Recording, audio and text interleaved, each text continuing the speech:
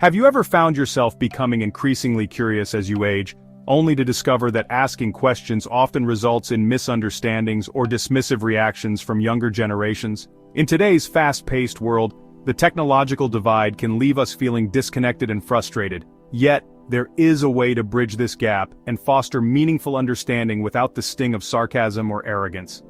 In this video, we will explore 5 key insights that can help you navigate relationships and interactions as you grow older. We'll examine why it's often better to avoid asking questions directly, how to approach others with humility and compassion, and the importance of managing our emotions in our conversations.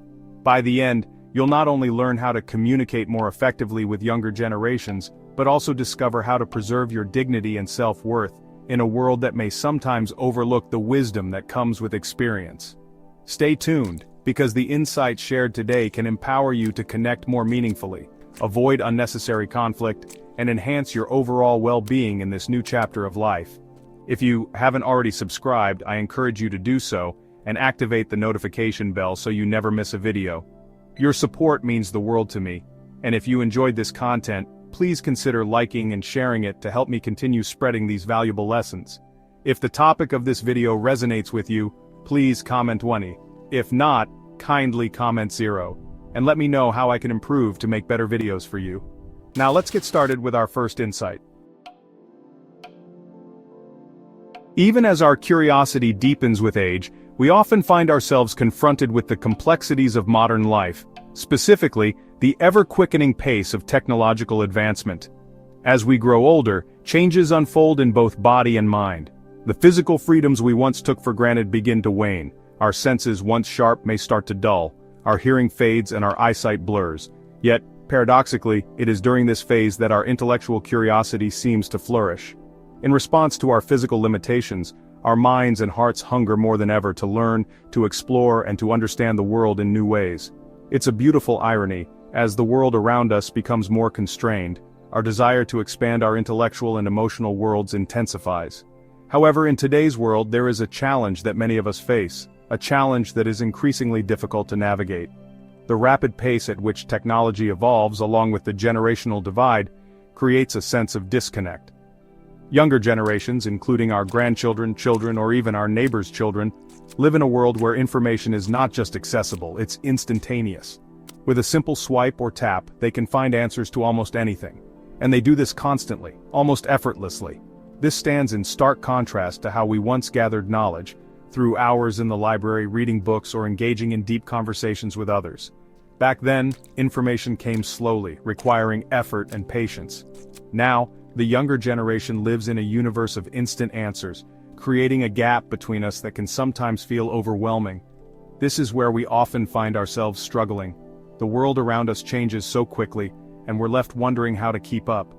We sit in front of devices that baffle us, or we overhear terms that mean nothing to us. Naturally, our first instinct is to ask questions. We ask because we're curious, because we want to understand, because we refuse to be left behind. But then comes the difficult part. Asking questions is often met with impatience or indifference.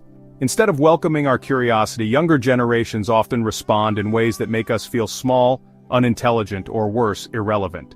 When we ask, "What is that?" or "How does this work?" we are sometimes met with one of 2 responses that sting deeply. The first is sarcasm. They may laugh, roll their eyes, or make flippant comments suggesting that we should already know the answer. Worse still, they may simply ignore the question altogether, as if it isn't even worth acknowledging. The second response, equally hurtful, is the suggestion that we should look it up ourselves. It's as though our attempts to connect and understand are met with irritation or impatience.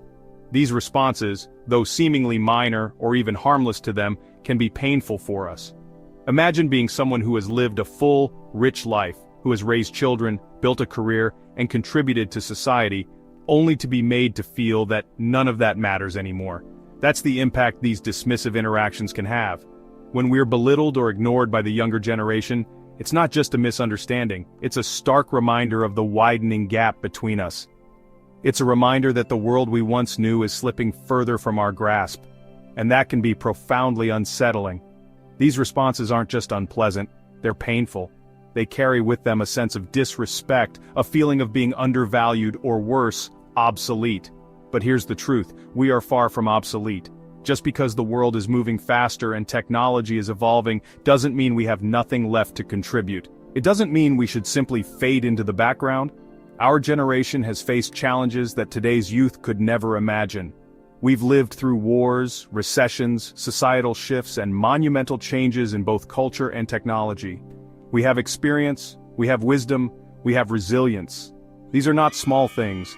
They are the very qualities that have allowed us to navigate life with strength and grace, even when the odds were stacked against us. So, why should we allow ourselves to feel diminished by the impatient reactions of a generation that hasn't yet walked in our shoes? The answer is simple: we shouldn't. But what do we do with this intense curiosity that refuses to fade, even as the world around us becomes more difficult to navigate? How do we reconcile our desire to learn and grow with the often dismissive reactions we receive from younger people? The key, I believe, lies in wisdom and emotional intelligence. Instead of reacting with frustration or feeling hurt when our questions are dismissed, we can take a step back and approach the situation with a different mindset. We can still satisfy our curiosity, but we can do so in a way that preserves our dignity and fosters positive interactions with the younger generation. One effective method is to manage our emotions and approach conversations with kindness and respect intact. Instead of directly asking questions that may provoke a sarcastic or dismissive response, we can shift the conversation by offering genuine compliments or expressions of admiration. For instance, rather than saying, "What is that?" or "How does this work?" we could say, "You are so fortunate to have all this information at your fingertips," or "It's amazing how quickly you can find what you need these days." These kinds of statements do more than just soften the interaction. They open the door for the younger person to share their knowledge without feeling quizzed or challenged. By complimenting their abilities, we create an atmosphere of mutual respect.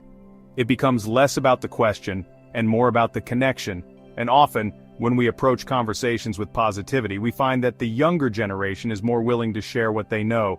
They feel seen and appreciated, and in turn, they respond with generosity and kindness. This approach allows us to gain the information we need without feeling as though we're imposing or being made to feel small. It's a delicate balance, but one that can be incredibly rewarding. We don't have to give up our curiosity. We should never give up our curiosity. It's what keeps us young at heart, engaged with the world and open to new experiences. But we can choose how we express that curiosity, fostering connection rather than division. We can be both curious and wise, eager to learn, and mindful of how we approach the process of learning. In the end, what we seek isn't just information, it's understanding, connection, and respect. By approaching our curiosity with a gentle and thoughtful touch, we can bridge the generational divide and continue to engage with the world around us in meaningful, fulfilling ways. This is how we continue to grow, not just as individuals, but as part of a larger, interconnected community. And in doing so, we remain vibrant and essential, no matter our age. And that you're embracing the idea of cultivating a quiet, steady confidence. It's so easy to get caught up in the pressure to appear important or successful, especially in a society that often rewards outward appearances. But true strength lies in being authentic, accepting our flaws, owning our mistakes, and still standing tall without the need for validation from others. As we mature, we come to realize that real worth isn't measured by what we show to the world. It's reflected in how we carry ourselves, how we treat others, and how we handle challenges. So let's remind ourselves, arrogance doesn't make us strong. It only serves as a mask for insecurities we can choose to confront and heal. True self-esteem doesn't need to be defended or projected. It simply exists within us when we are comfortable with who we are. When we let go of the need to boast, we make room for deeper connections and more meaningful interactions. We stop worrying about impressing others and start focusing on being the best versions of ourselves. In a world where everyone seems to be competing for attention, those who walk in humility and quiet confidence stand out in the most powerful way. If you're still watching and reflecting on these ideas, I'd love to hear your thoughts. Comment below with your own experiences or insights, and let's continue this journey of growing and learning together. Remember, no matter how much the world changes around us, our inner worth remains constant when we nurture it with honesty, kindness, and self-respect. Let's build each other up, share wisdom, and embrace the beauty of growing older, not with fear or resistance, but with a deep appreciation for the richness of experience that we have gained. Thank you for being a part of this conversation, and let's keep exploring these profound truths about life, self-worth, and connection. But there's more to this than just a simple pattern of aging. The reality is that our relationship with anger evolves over time, and how we manage it speaks volumes about our growth as individuals. As children, anger is often an instinctive reaction. It's a response to feeling misunderstood, unacknowledged, or powerless in a situation. In adulthood, the causes of our anger can become more complex and the stakes are higher. We might be frustrated by life's challenges, personal setbacks, or the feeling that time is slipping away. However, as we mature, we gain the wisdom to understand that anger is not always the best response. Getting angry over small things is often a sign of deeper, unresolved issues. It's easy to blame the circumstances, the slow driver, the misplaced item, the minor inconvenience, but in reality, these are surface-level irritations. What's really triggering the anger may lie deeper in the accumulation of stress, unaddressed emotions, or fears about our future. Often our outbursts are a way to release the pressure building up inside. Anger may give a temporary sense of control, but it doesn't resolve the underlying issue. As we get older, we begin to see that anger isn't the answer. It's not productive, nor does it contribute to our well-being or relationships. In fact, unchecked anger can damage our physical and emotional health, leading to higher stress levels, strained relationships, and regret. It becomes important to recognize when anger is rising within us and learn to pause before reacting. The key is not to suppress emotions, but to understand them, manage them, and express them in healthier ways. When we're confronted with frustration, instead of immediately reacting, we can take a step back, breathe, and assess the situation more calmly. Often the things that anger us are not as significant as they seem in the moment. A change in perspective can help us to see that the momentary inconvenience or annoyance is just that, a fleeting moment. Choosing to let go of these small irritations means protecting our peace of mind and preserving our energy for the things that truly matter. Furthermore, anger is rarely a one-sided emotion. It affects the people around us, and it can cause lasting damage to relationships. Those close to us may find themselves walking on eggshells, afraid of triggering another outburst, which only creates distance and discomfort. The more we let anger control us, the more it diminishes our ability to connect meaningfully with others. By learning to manage our anger, we also teach ourselves patience and resilience. We recognize that life will always present challenges, and the key to navigating those challenges is not in reacting impulsively, but in responding thoughtfully. This doesn't mean suppressing our feelings or pretending everything is okay when it's not. It means finding constructive ways to address our emotions, whether through communication, reflection, or simply letting go of what we cannot control. As we age, we begin to value the importance of peace, not just for our own well-being, but for the harmony of our relationships. By choosing not to let anger dominate our lives, we make room for greater understanding, empathy, and connection. We allow ourselves to grow into individuals who have learned that not everything needs to be fought against. Some things are better left to pass without our emotional involvement. In doing so, we not only preserve our own peace but also create a more positive environment for those around us. So as we grow older and gain wisdom, let us remember the power of emotional control. The ability to stay calm in the face of adversity, to think before reacting, and to let go of unnecessary anger is a sign of true strength. This strength doesn't come from shouting louder, but from knowing when to speak calmly, when to step back, and when to simply let things go. And in doing so, we create the space to build better, more meaningful relationships and to enjoy a life that's not constantly weighed down by the burden of anger. I won't pretend that I'm any different. Like anyone, I have my moments where my temper flares, and I know all too well how easy it is to become irritable. But what often lies beneath the surface of that anger isn't the trivial issue at hand. It's something much deeper. It's loneliness. Loneliness has a way of gnawing at us, especially as we grow older. It's not just about being physically alone. It's the feeling that our presence, our very existence, is no longer valued or acknowledged. When we feel overlooked, when it seems like people are moving on without us, that's when anger begins to rise. It's our way of saying, I still matter, don't forget about me. But of course, this anger doesn't bring the validation we seek. It only pushes others away, leaving us feeling even more isolated. I recall a time when anger overtook me. I had learned that a group of people I considered close to me had held a meeting without informing me. I was furious. The thought gnawed at me. How could they do this? How could they exclude me, as if I no longer mattered? The more I pondered it, the angrier I became. Who am I to them? Have I become so insignificant? My self-esteem took a heavy blow, but instead of expressing my feelings, I swallowed my anger, silently fuming, letting it build within me. Then someone from the group called. Rather than offering an apology or explanation, they said something that ignited my frustration even further. Have you been feeling unwell lately? Or have you become so successful that you no longer need to attend our meetings? It felt like a mockery, as though my place within the group had been reduced to something insignificant. At that moment, all my pent-up anger spilled over. I snapped, "How dare you? I am a former chairman!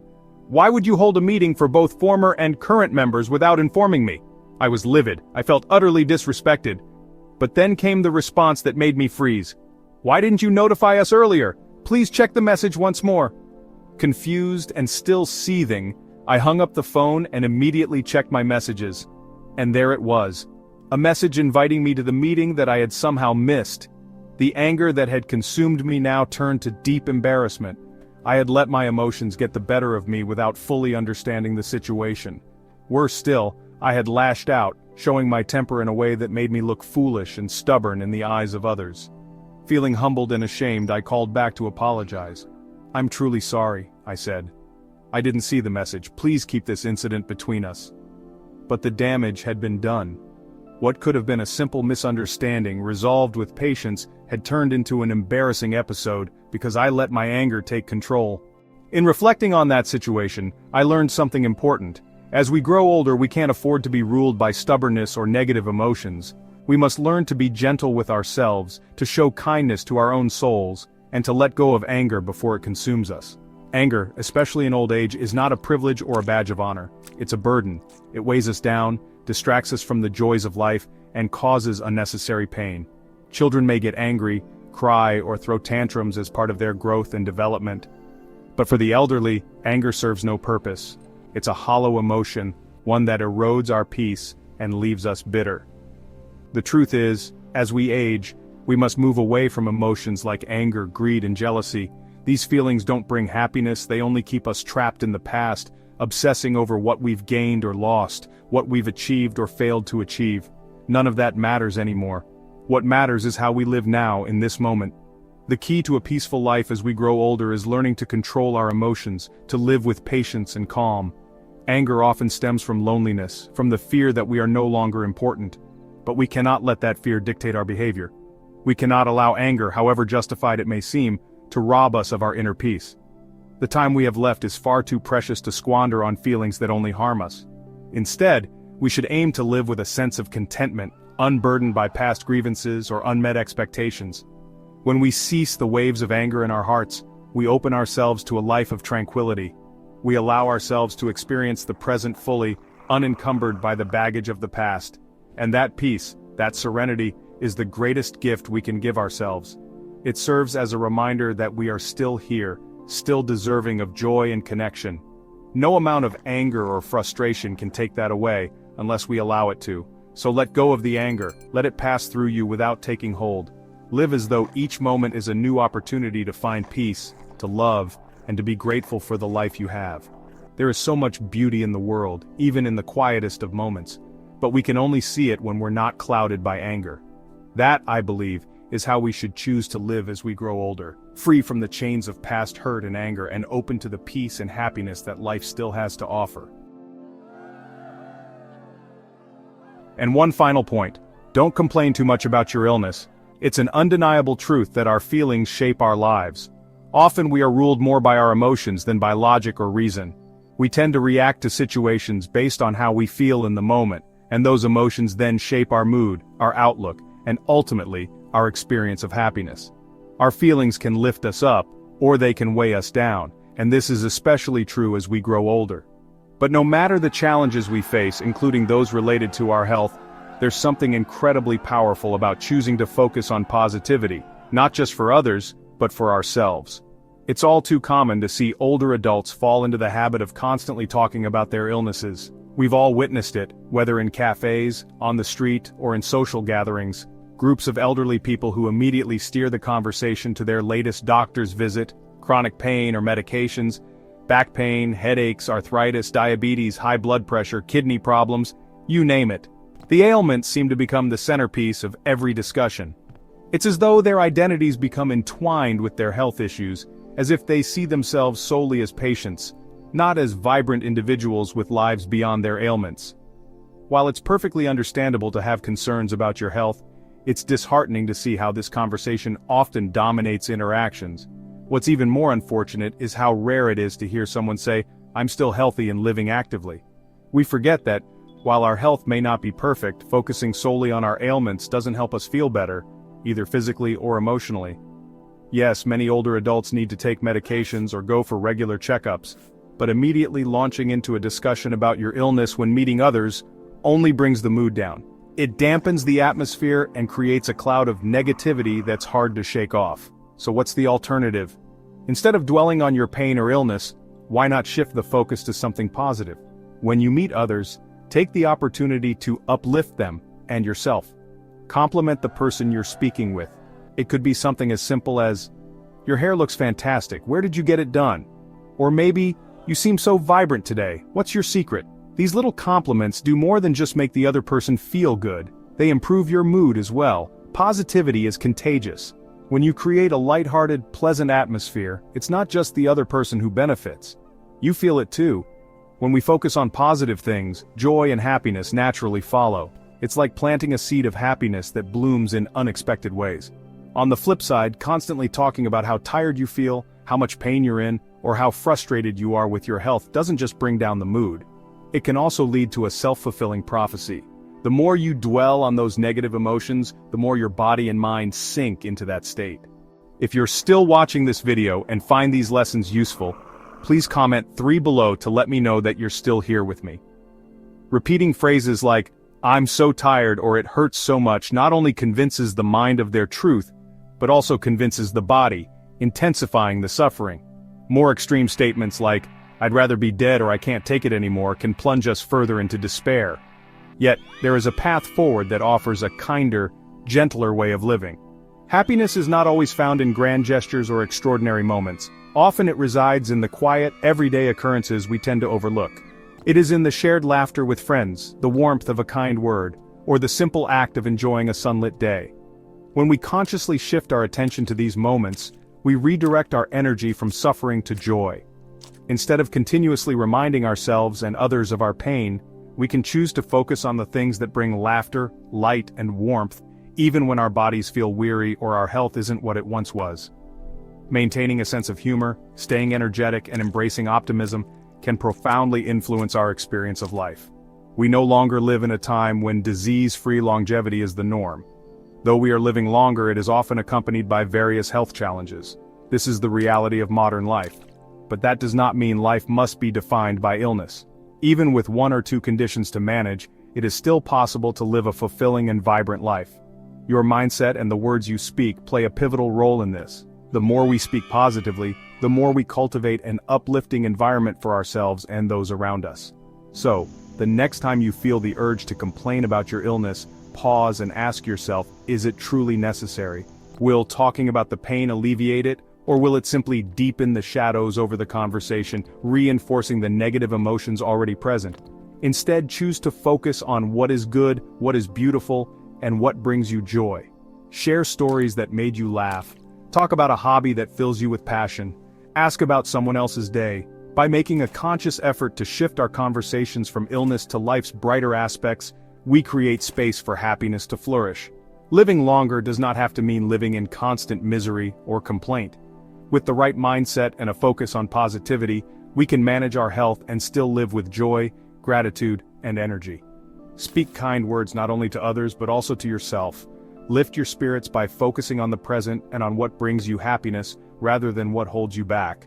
Your words are powerful. They shape not only your reality, but the atmosphere around you. Choose words that heal, uplift, and bring peace. In doing so, you'll find that despite the challenges, your life can still be filled with moments of joy, connection, and fulfillment. That, in the end, is what true happiness is all about. As we conclude this journey through some of life's most important lessons, let's take a moment to reflect on what we've learned. From managing emotions and releasing anger, to focusing on positivity rather than illness, we've explored how these insights can shape our relationships, our well-being, and our happiness. Now we'd love to hear from you. What's the one thing you've learned today that you'll begin to implement in your life? Share your thoughts in the comments below. If you enjoyed this video, please leave a comment and don't forget to like, share, and subscribe to our YouTube channel for more insightful content like this. Your support means the world to us, and we can't wait to see you in our next video.